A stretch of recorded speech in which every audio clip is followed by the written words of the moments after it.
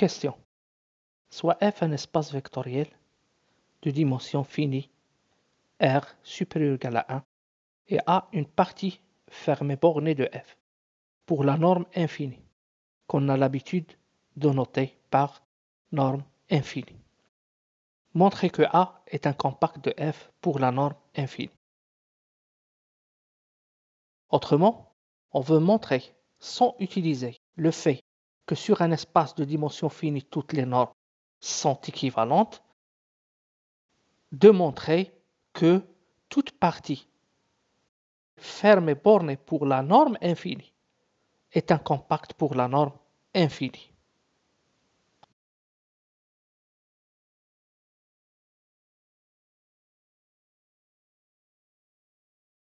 Soit A, une partie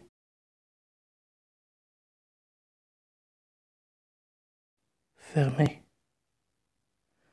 bornée de F pour la norme infinie.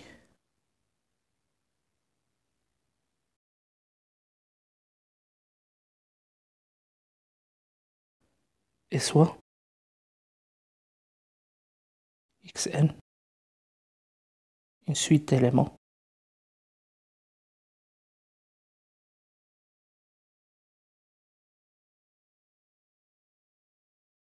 de A.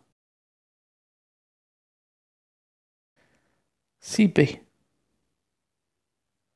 F est une base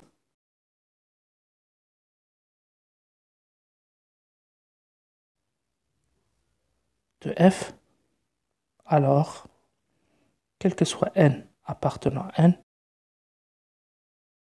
il existe un unique x1n, xrn, élément de R à la puissance R tel que xn égale à la somme de i égale à 1 jusqu'à R de xi n ei. Et la norme de xn infini égale un max pour i varie de 1 jusqu'à R de xi n. A étant borné, donc il existe n strictement positif tel que, quel que soit x élément de A, la norme de x infini est inférieure ou égale à n. Puisque la suite xn est une suite d'éléments de A, donc, quel que soit n appartenant à n, la norme de xn infini, qu'on a défini par max pour i varie de 1 jusqu'à R de xin est inférieur ou égal à n.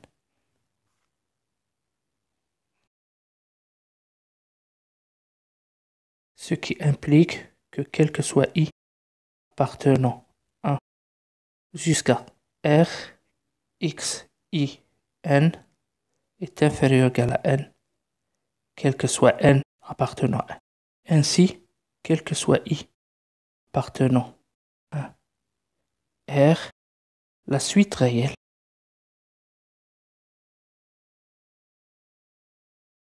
xin est une suite d'éléments de l'intervalle moins n. Donc, quel que soit i dans 1 R, La suite xin est une suite réelle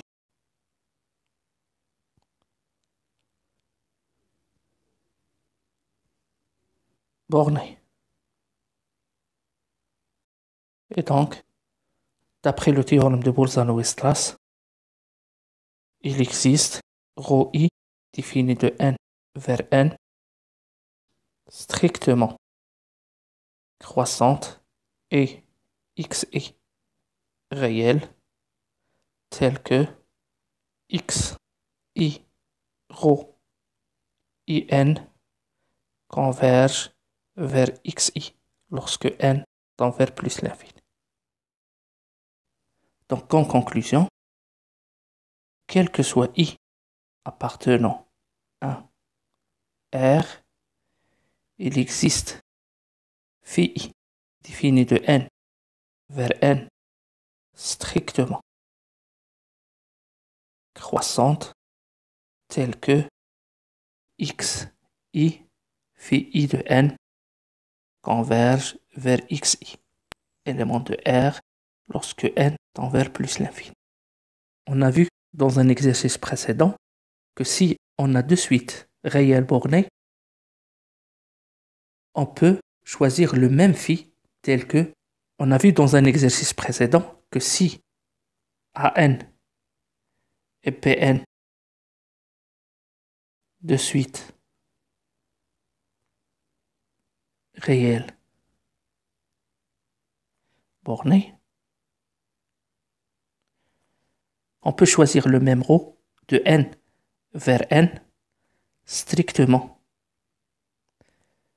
croissant tel que a ρ n converge et p ρ n converge.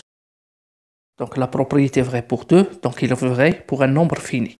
Donc, puisque pour chaque i élément de 1 jusqu'à r, il existe ρ i de n vers n strictement croissante telle que xi ρ i de n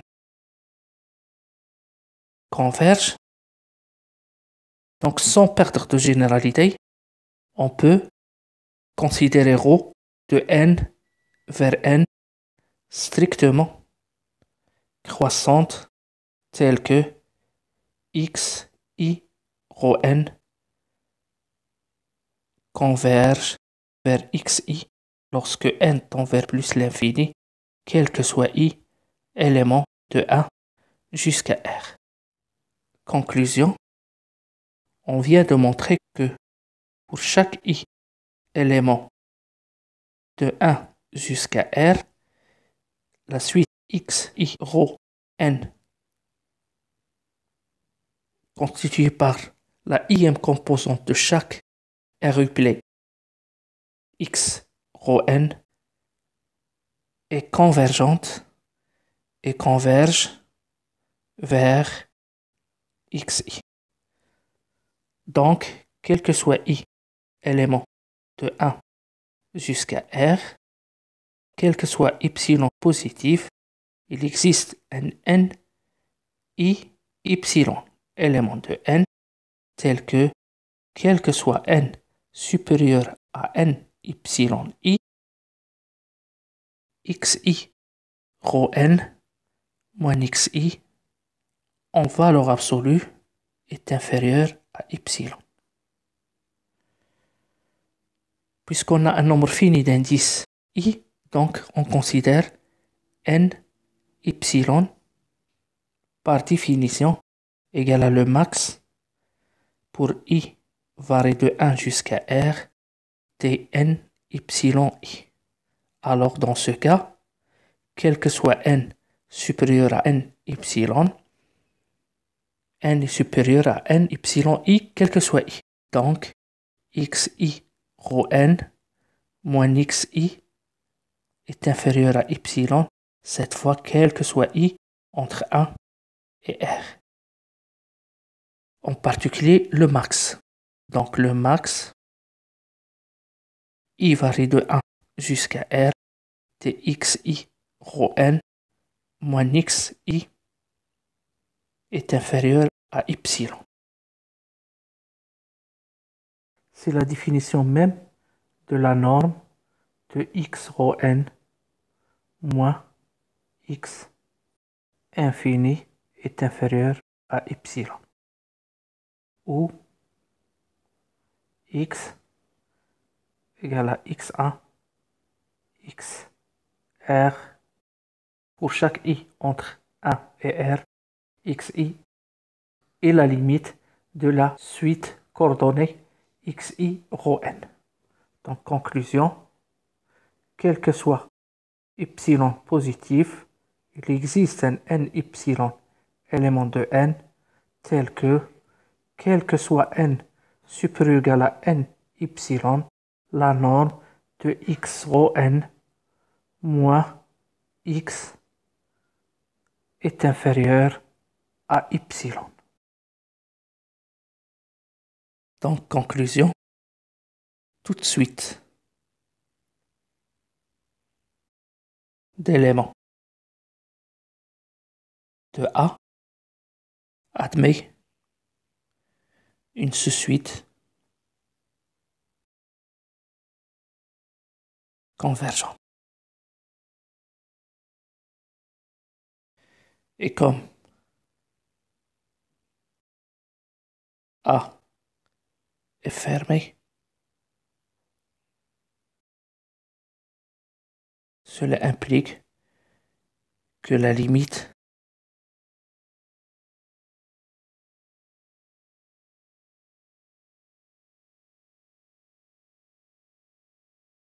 reste dans A, ce qui montre que A est compact pour la norme infinie. Alors, comme conclusion, on a montré que toute partie d'un espace de dimension finie qui est fermé et borné pour la norme infinie, on n'a pas utilisé le fait que sur un espace de dimension finie, toutes les normes sont équivalentes. On a juste montré que toute partie d'un espace vectoriel de dimension finie qui est fermé, borné par rapport à la norme infinie est incompact pour la norme infinie.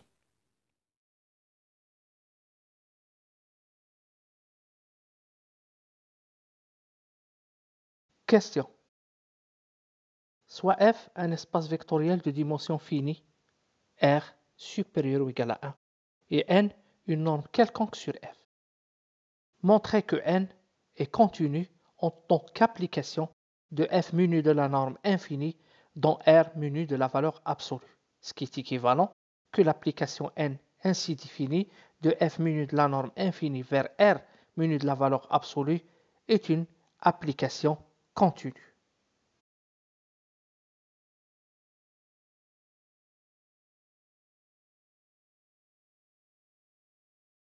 Soit N une norme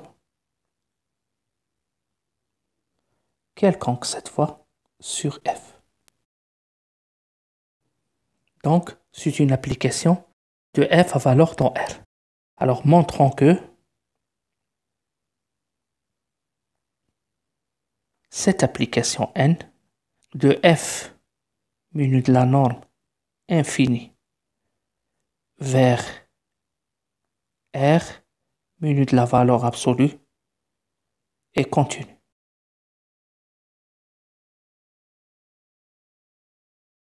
Alors, toujours, lorsqu'on est en dimension finie, on considère une base de l'espace, que je note E1 jusqu'à ER, base de F. Et donc, quel que soit X élément de F, il existe un unique X1 jusqu'à XR, élément de R, tel que x égale à la somme pour i varie de 1 jusqu'à r de xi ei. Et donc n de x, c'est égal à n de la somme de i varie de 1 jusqu'à r de xi fois ei. Puisque n est une norme, donc on a la propriété de l'inégalité triangulaire. Donc c'est inférieur à la somme de i égale à 1 jusqu'à r de n de xi fois ei. N étant une norme, donc il vérifie la propriété d'homogénéité. Donc c'est égal à la somme de i égale à 1 jusqu'à r de valeur absolue de xi fois n de ei. La valeur absolue de xi est inférieure ou égale à le max des xg pour g varie de 1 jusqu'à r. Donc fois la somme de i égale à 1 jusqu'à r de n de ei. Puisque le max est atteint. Donc le max des xg pour g varie de 1 jusqu'à r, c'est n xi0. Donc tous les xi en valeur absolue sont inférieurs à xi0 fois la somme de i varie de 1 jusqu'à r de n de ei. Ce qui implique que n de x est inférieur à la norme de x infini fois la somme de i égale à 1 jusqu'à r de n de ei. Là, quel que soit i, ei est un élément de la base Pf. Cela implique que ei est différent de 0. Et donc, n de ei, puisque n est une norme, on a la séparation est supérieure strictement à 0, quel que soit i entre 1 et r. Donc, c, par définition, égale à la somme de i égale à 1 jusqu'à r dn de ei, c'est une somme de quantités strictement positives. Donc, c'est une quantité strictement positive. Conclusion, il existe C strictement positif, tel que quel que soit x élément de f, on a n de x inférieur ou égal à la norme de x infini fois c. Comme n est une norme sur f, il vérifie la deuxième inégalité triangulaire. Autrement, quel que soit x, y élément de f, n de x moins n de y en valeur absolue est inférieur ou égal à n de x moins y. Mais n de x moins y, on vient de montrer que quel que soit z, élément de f, n de z est inférieur à c fois la norme de z. Donc c'est inférieur ou égal à c fois la norme de x moins y infini.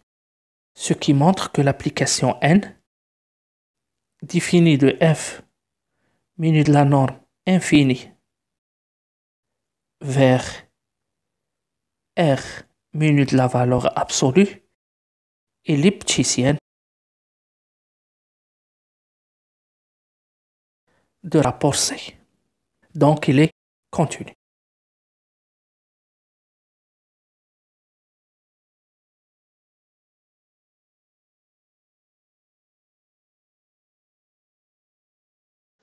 Question. Soit F un espace vectoriel de dimension finie R supérieur ou égal à A. Montrez que toute norme n sur F est équivalente à la norme infinie.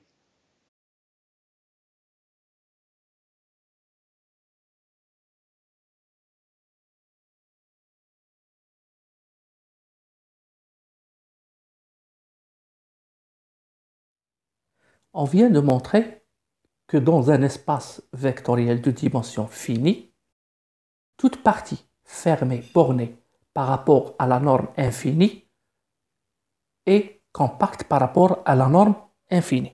Donc en particulier, la sphère unité de F, SF, Par définition, l'ensemble des x éléments de f tels que la norme de x infini égale à 1, puisque c'est une partie fermée, bornée par 1, donc est un compact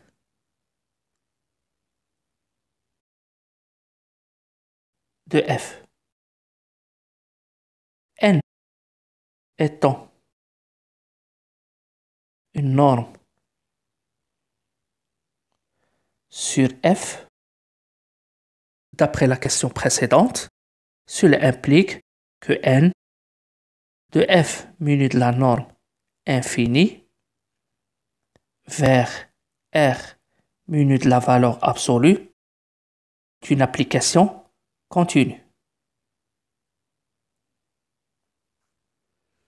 S f est une partie de f compacte pour la norme infinie.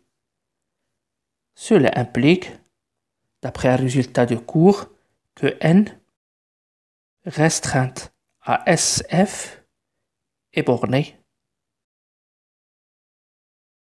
et atteint ces bornes.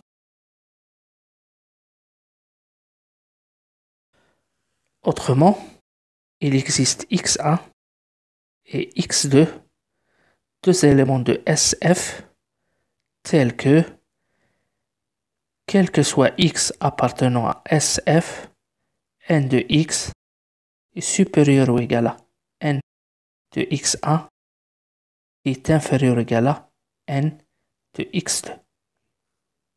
x1 et x2 éléments de SF, cela implique que la norme de x1 infini égale à la norme de x2 infini égale à 1, ce qui implique que x1 et x2 sont non nuls, sont deux éléments non nuls. Et donc, comme n est une norme, il vérifie la séparation. N de x1 que je vais noter alpha est strictement positif et n de x2 que je vais noter bêta est strictement positif.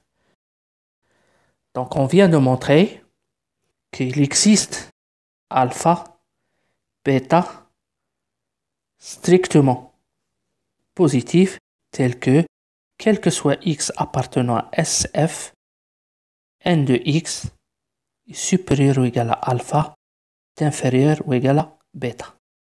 On a dit que SF par définition c'est l'ensemble des x éléments de f tel que la norme de x infini égale à 1. Or, quel que soit x cette fois élément de f autre que 0, on a la norme de x sur la norme de x infini, c'est égal à la norme de x infini sur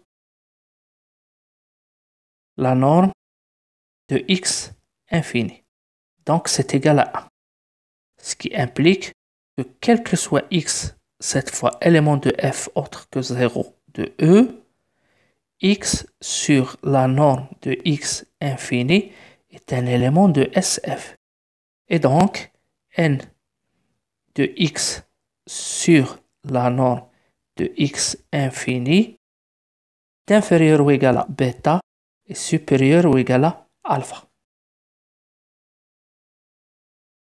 Donc, quel que soit x élément de f autre que 0, n de x est supérieur ou égal à alpha fois la norme de x infini est inférieur ou égal à bêta fois la norme de x infini. Puisque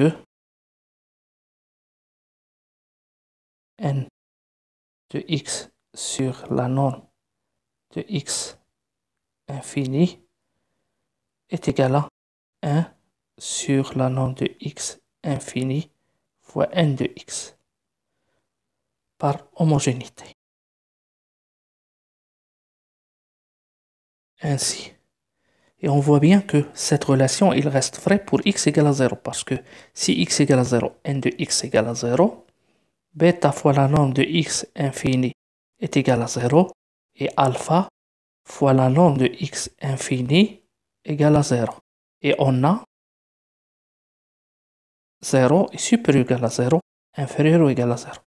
Donc, conclusion, quel que soit n norme sur f, il existe alpha, bêta strictement positif, tel que, quel que soit x appartenant à f, n de x est supérieur ou égal à alpha fois la norme de x infini qui est inférieur ou égal à bêta fois la norme de x infini. Ce qui montre que toute norme sur f est équivalente à la norme infinie. Donc, sur un cas espace vectoriel de dimension finie, toute norme n est équivalente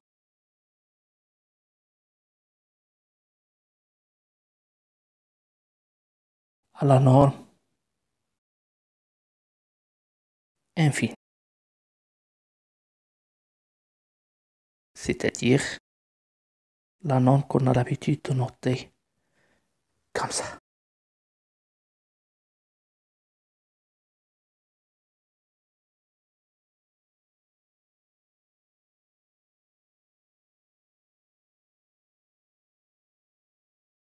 Par transitivité, sur un espace vectoriel de dimension finie, toutes les normes sont équivalentes.